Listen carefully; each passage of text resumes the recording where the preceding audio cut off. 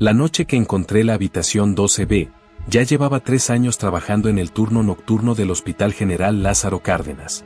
Había visto morir a gente, había sostenido manos de ancianos que se apagaban como veladoras al amanecer, había escuchado los gritos de pacientes delirando a las 3 de la madrugada. Pensaba que ya nada podía sorprenderme. Estaba equivocado de una manera que todavía no logro explicarme del todo, y hay noches en que me pregunto si lo que viví fue real o si algo en ese hospital me cambió para siempre de maneras que no tienen nombre en ningún manual de medicina.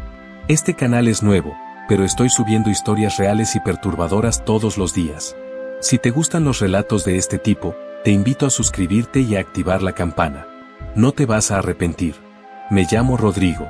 Tengo 34 años y llevo más de una década como enfermero. No soy una persona crédula, no creo en fantasmas tal como los pintan en las películas, y durante mucho tiempo me burlé de los colegas que hablaban de cosas raras en los hospitales donde habían trabajado. Siempre pensé que era el agotamiento, el estrés, la falta de sueño acumulada durante años de turnos nocturnos que te descomponen la percepción hasta que empiezas a ver cosas donde no las hay. Lo pensé hasta que dejé de poder pensarlo. El Hospital General Lázaro Cárdenas está en un municipio del estado de Guerrero. Es un edificio viejo, construido en los años 70, con esos pasillos anchísimos de loseta beige que retumban con cada paso, techos altos de los que cuelgan lámparas fluorescentes que zumban con una frecuencia constante y perturbadora. En invierno huele a humedad y a cloro. En verano huele a cloro y a algo más que nunca logré identificar del todo, algo como a tierra mojada mezclada con algo dulzón que prefiero no describir con más precisión. El ala norte del segundo piso era la más antigua y la menos mantenida.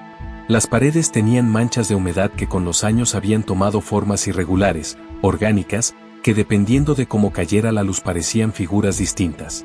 Los compañeros que llevaban más tiempo en el hospital ni las miraban. Yo, al principio, sí. Las primeras semanas en ese turno, de las 11 de la noche a las 7 de la mañana, fueron difíciles pero normales. Normales en el sentido de que todo era exactamente lo que esperabas de un hospital público con poco presupuesto, muchos pacientes y personal insuficiente.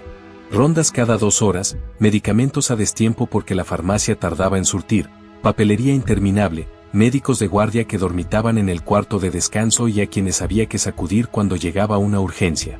La supervisora de enfermería se llamaba Consuelo, una mujer de unos 50 años, seria, eficiente, con ese tipo de frialdad profesional que en realidad es solo una capa muy gruesa encima de alguien que ha visto demasiado.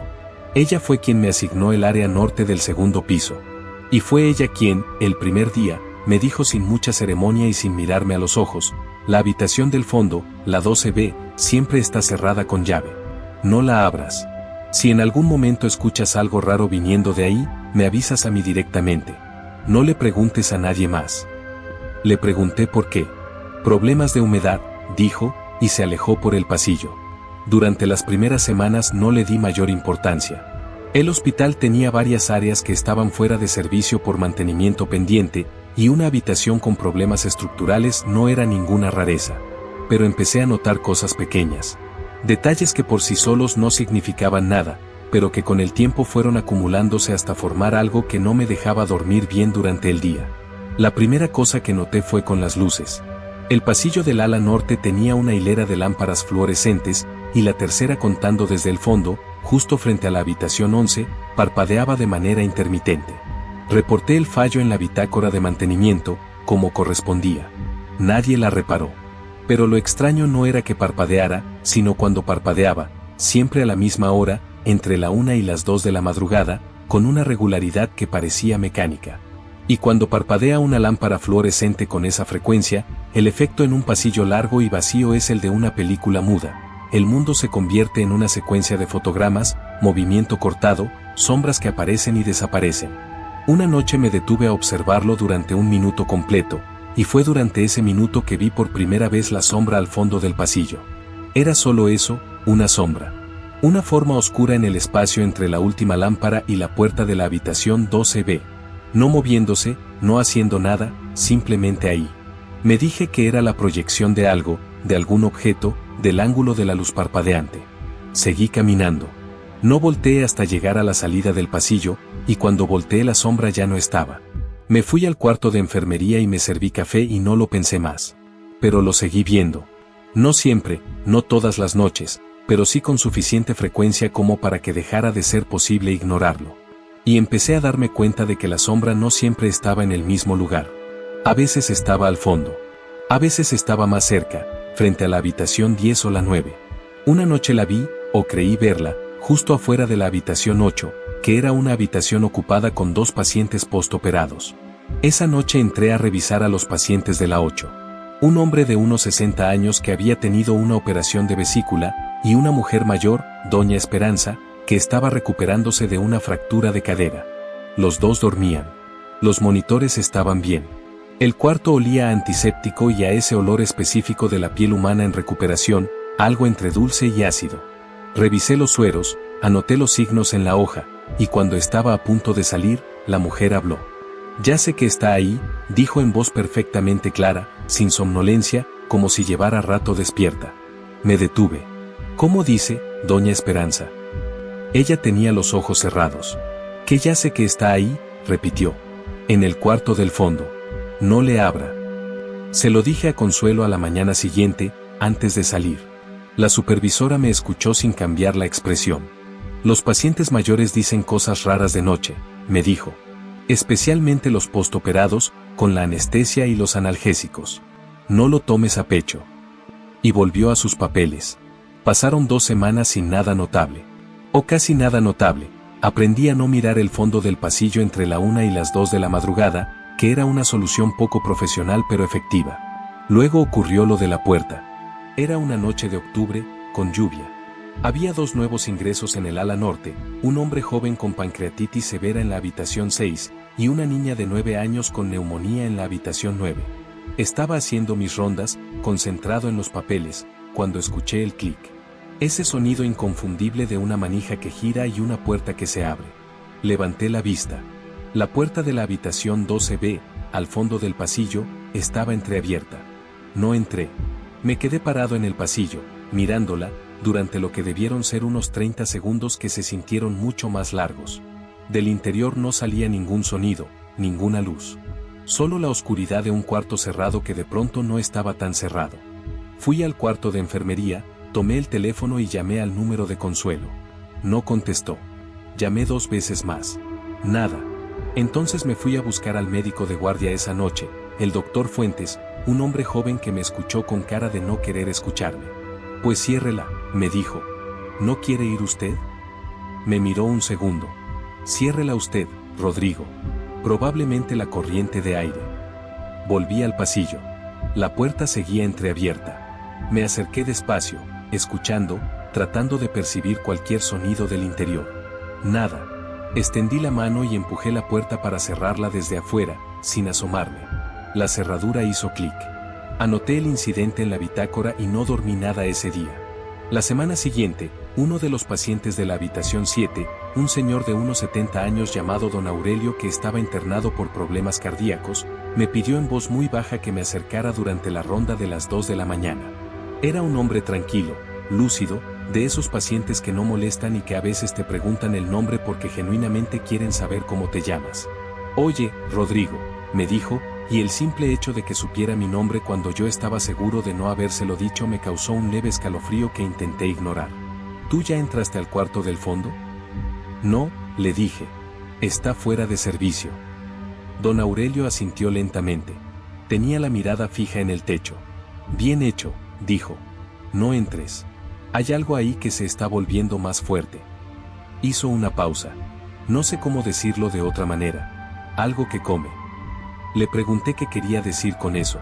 «¿Qué come?», repitió, como si fuera suficiente. Y no dijo más. A la mañana siguiente, don Aurelio tuvo una crisis cardíaca a las 6 de la mañana, justo antes de que terminara mi turno. Lo estabilizaron, pero quedó en estado delicado. Nunca más me volvió a hablar de eso porque la siguiente semana lo trasladaron a otro hospital. Durante el mes de noviembre, las cosas se calmaron. O se calmaron en apariencia. Lo que en realidad pasó es que yo me acostumbré a cierto nivel de incomodidad constante, que es lo que hace el cerebro cuando no tiene otra opción: normaliza, clasifica, archiva. La sombra del pasillo se volvió parte del paisaje. Los pacientes que decían cosas extrañas en la madrugada se volvieron anécdotas que no me contaba a mí mismo. La puerta que se había abierto se volvió un problema de corrientes de aire que no valía la pena analizar.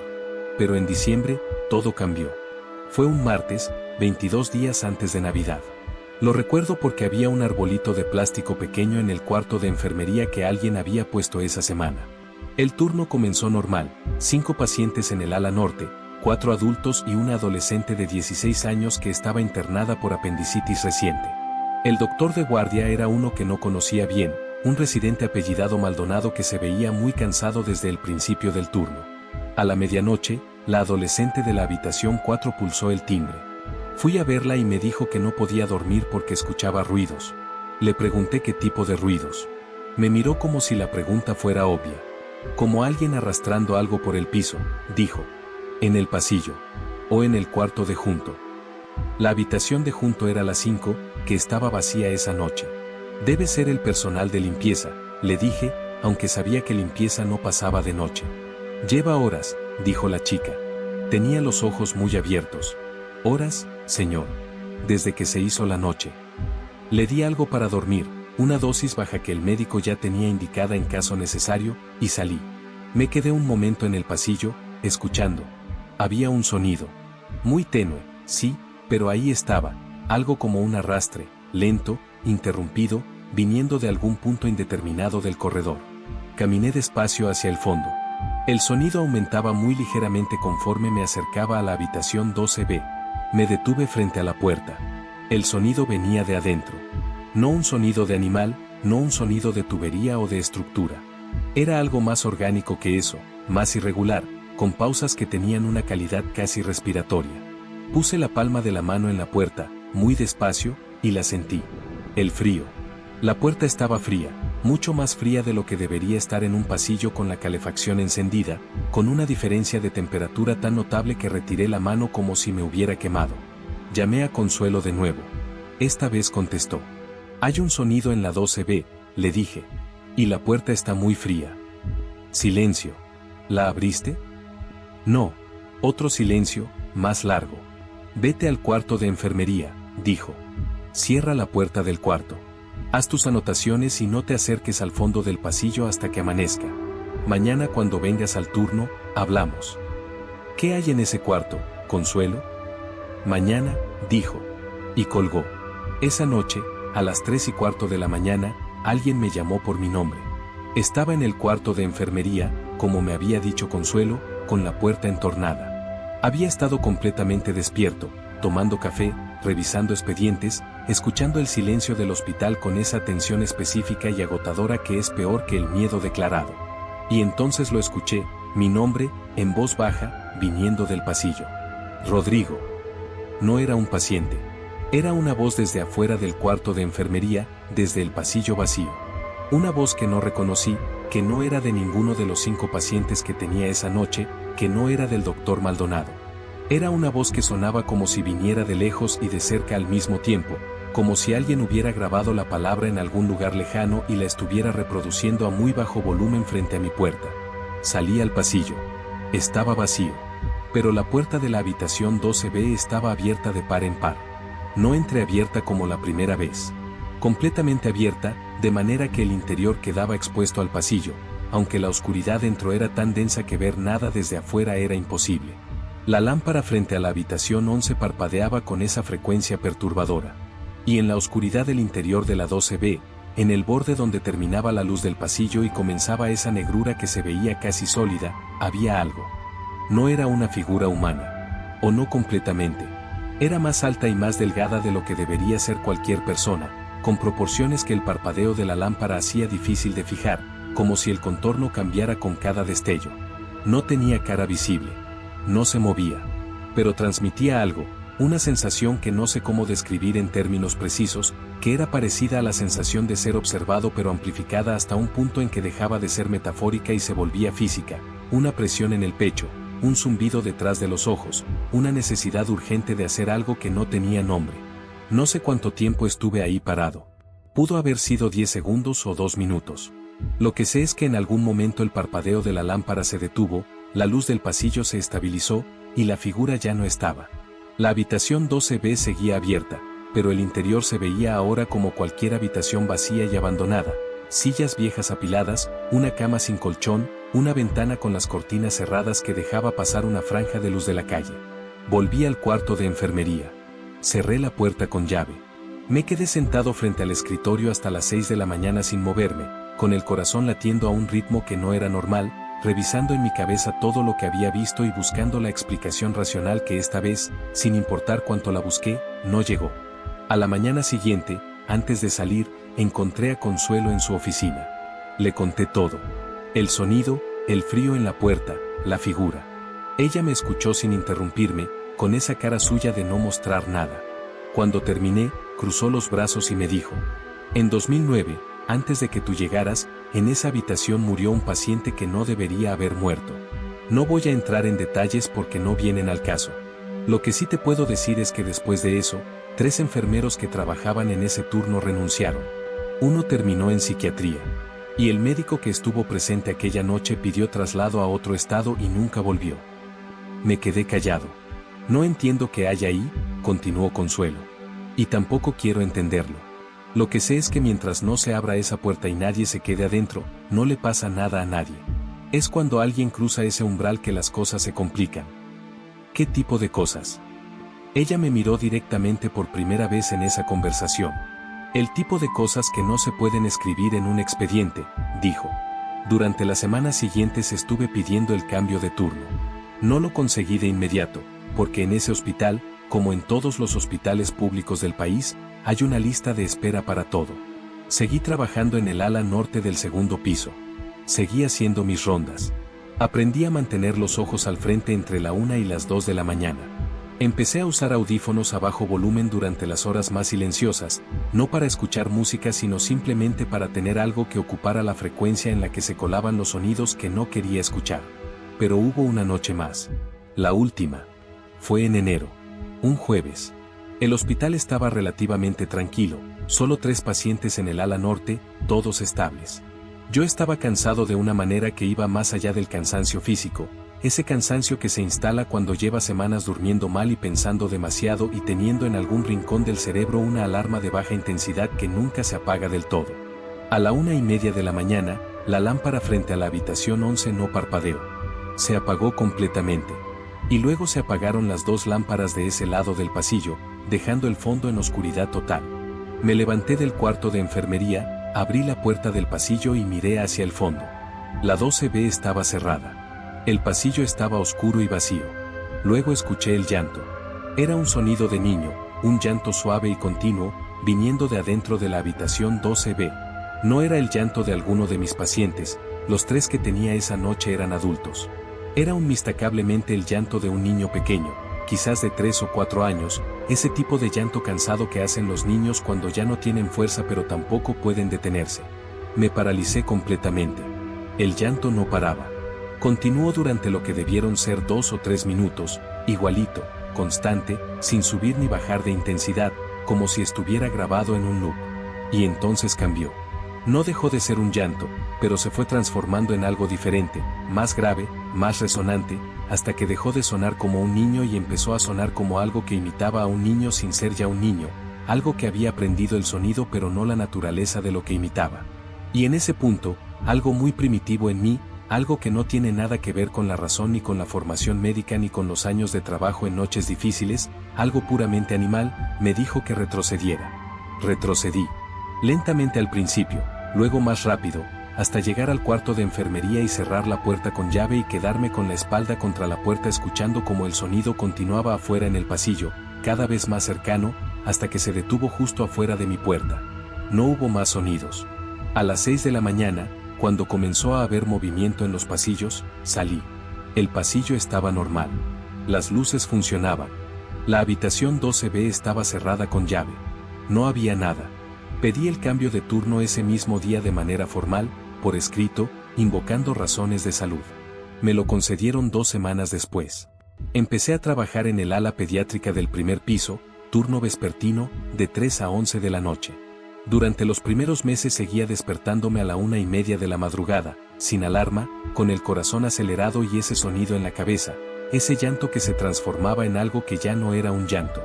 Lo que investigué después, por mi cuenta, No lo quiero compartir completamente porque hay partes que no estoy seguro de poder verificar y no quiero afirmar cosas que no sé con certeza.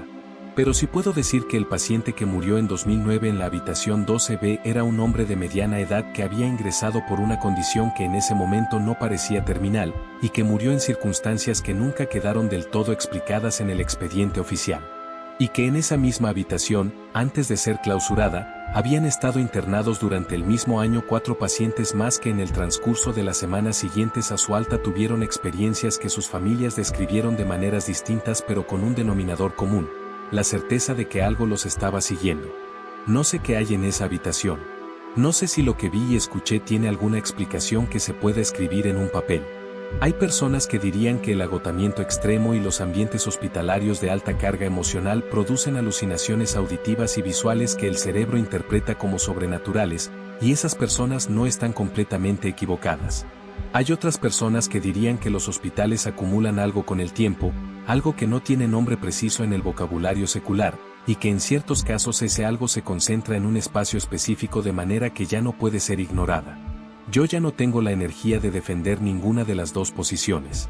Lo que sí sé es esto: un año después de que dejé ese turno, Consuelo se jubiló. Me enteré porque una compañera me mandó un mensaje. Le escribí para felicitarla, y ella me contestó con algo que desde entonces no me ha abandonado del todo. Cuídate, Rodrigo, escribió. No te acerques a ese tipo de lugares. Algunos trabajos te dejan algo adentro que no pediste y que cuesta mucho trabajo sacar. No le pregunté a qué se refería exactamente. No quise saberlo. Todavía trabajo en el hospital. En el primer piso, turno vespertino, con los niños y sus familias y la luz de la tarde entrando por las ventanas. Nunca he vuelto al ala norte del segundo piso. Pero hay noches, no todas, no con frecuencia, en que me despierto a la 1:30 de la mañana y me quedo un momento escuchando el silencio de mi departamento, buscando en ese silencio algún sonido que no debería estar ahí, ese sonido específico, ese llanto que empieza como un niño y termina como otra cosa, y que cuando no lo escucho siento un alivio tan intenso que casi duele. Casi.